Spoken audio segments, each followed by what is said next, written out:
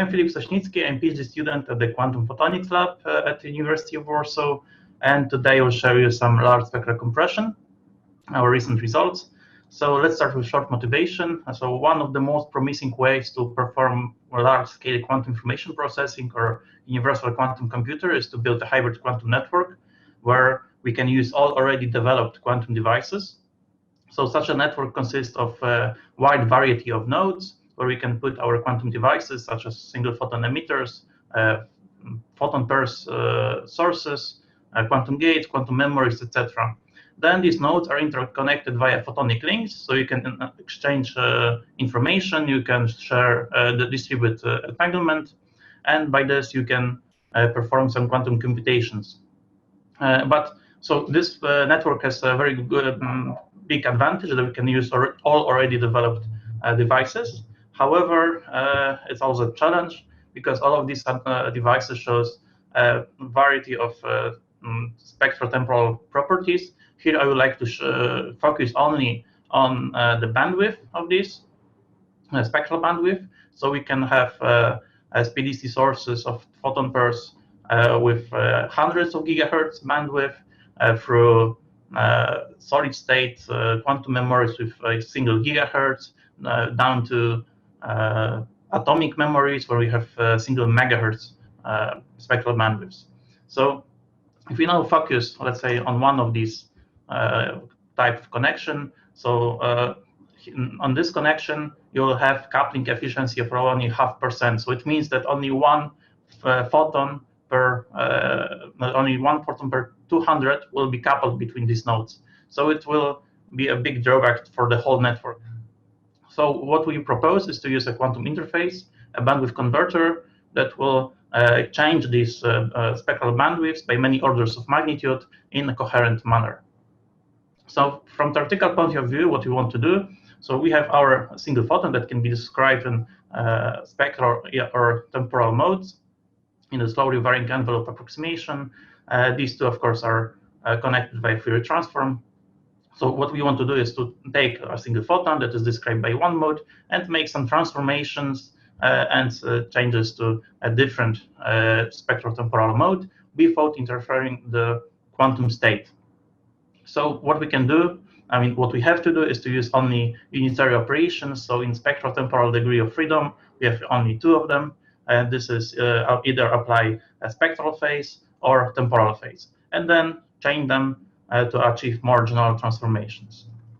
So one of the most straightforward operations is coming directly from the property of Fourier transform. So if you have a function, you apply a linear phase to it, then in the Fourier domain, you will have a shift of the whole function. So using this property, we can now shortly demonstrate the bandwidth compression. So first, what we do is to chip our pulse in time. So you have first longer its duration, and second, you will separate different spectral components in time.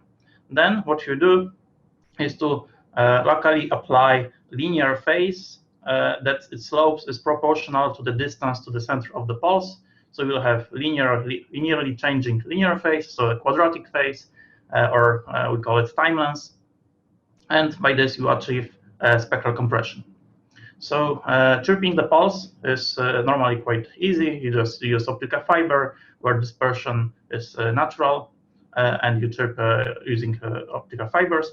The temporal phase is a bit more demanding. You have to do it yourself. So you can use nonlinear optics. However, here we use electro-optic phase modulation, and this is because this is deterministic operation. Every single pulse is modulated. There is no probabilistic dependence. You have no strong phase matching, so you can use the same setup over a wide range of wavelengths. We don't add any noise because we don't use any other laser, and this can be done in low loss, all fiber, or even integrated environment. So the standard setup for a spectral compression would be like this: that we have laser that is producing photon pairs. One is using, of course, for heralding to get a single photon in the other arm. So our single photon is going through a single mode fiber to chirp it, and then through electro-optic phase modulator to apply a quadratic phase. and then we have just spectrally resolved detection. So how we apply a quadratic temporal phase? With standard setup, we can do this by just generating a sine signal with a signal generator, amplify the signal, and just synchronize maximas or minimas with single photons going through the electro-optic phase modulator. Of course, you can also use just impulses from photodiodes, because these also have maximas that approximate quadratic function. So you can use a photodiode, omit the generator, amplify it, and again synchronize with single photons. And this has been done before. So at 100 or 1550 or 1560 actually,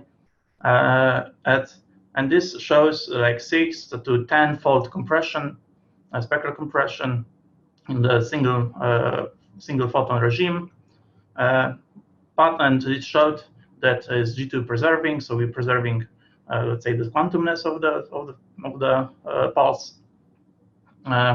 However, as here you can see that there's just 10-fold compression. I already told you that we need many orders of magnitude compression. So what we can do better? So one of the most the limiting factor here is actually the amplitude of the sine signal we're using, because it means the sine signal is a voltage in time. So if you want to increase the amplitude, you have to increase voltage, and at some point we'll just burn the modulator or the amplifier or the electronics.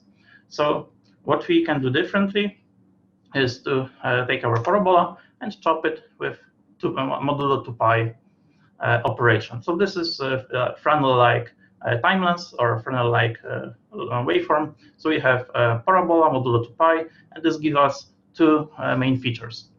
One of it is we obtain very steep arms if you unwrap it, and the second is that the waveform is very long, so you can apply it to very long pulses. So it means that you can go to the target width of hundreds of megahertz. So we generated such waveforms with arbitrary waveform generator, and so we can see this is the ideal waveform, and you can see already here and perhaps on your monitor due to aliasing that it has from actually zero, let's say low frequency, up to very high frequency, and also it has this wrapping points, which also needs very high frequency. So when you do this with realistic equipment, it's get distorted. So this is signal from generator, and you already see some distortion that's coming from magnitude and phase of the frequency response. I can discuss this more in the discussion time. And then again, you have to amplify the signal to put it to UM. It's even worse. So we're trying to fight with this, with, for example, precompensation of the frequency response of the whole electronic setup, and we get something like this. And okay, so this is not the only challenge. The other one is that we not only need to apply this waveform, but also trip it very to very long, by many orders of magnitude. So in optical fiber, you will have tremendous loss, which is then pointless.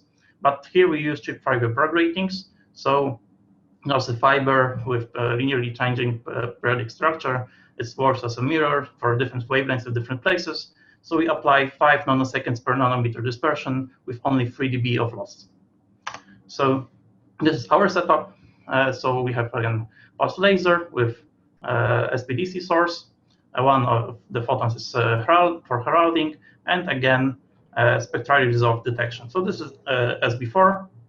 The only changes in the electronics arm. Here we use arbitrary waveform generator, I told you before, wideband electronics, including amplifier and electro-optic phase modulator. And instead of single mode fiber, we use chip fiber Bragg rating for chipping. So we perform some tests with classical light, and here you can see the resulting spectrum. So the orange one is the input one, And the blue one is the experimental measured, and the green is simulated. So we have over 270-fold compression in width, and over 90-fold increase in maximal intensity in comparison to the input spectrum. Of course, we have to include losses then of modulator and CVG, and this is about 6 dB, so 4-fold loss. So we'll still be above 20-fold compression enhancement. So to show you that actually the Fresnel structure works, we measured the compression with different different durations of the waveform. So here you can see that from here to the right, the waveform duration is increasing. So here we have only parabola, here we have after first wrap, second, and so on. And what you can observe is linear increase of enhancement of the compression up to some point, and this is given by the bandwidth of our electronics, which is about 30-something gigahertz. So then, of course, we performed tests with Raoulted single photons and the setup as I showed you before. And here we have lower compression, and both in width and in maximum. However, we already know that this is the first 300 megahertz we've measured with classical. It's much below our resolution, which is more or less 1.5 gigahertz for quantum or single photons. So, but it seems to be very stable. Acquisition time was 1 hour, so it didn't move too much. So to summary, I showed you that we use Fresnel-like temporal phase to increase temporal duration, the aperture of our time length, or to achieve lower output width. We observe spectral compression by over 200-fold, both for classical and quantum light, whereas for classical we already see a large enhancement, and we are improving the quantum measurement, and we achieved this 400 megahertz regime and 1.5 gigahertz single photon regime, and we'll improve even more soon. So this is our lab. If you want to know more about us, about spectral temporal domain, please visit our website. Please feel free to contact me, and thank you for your attention.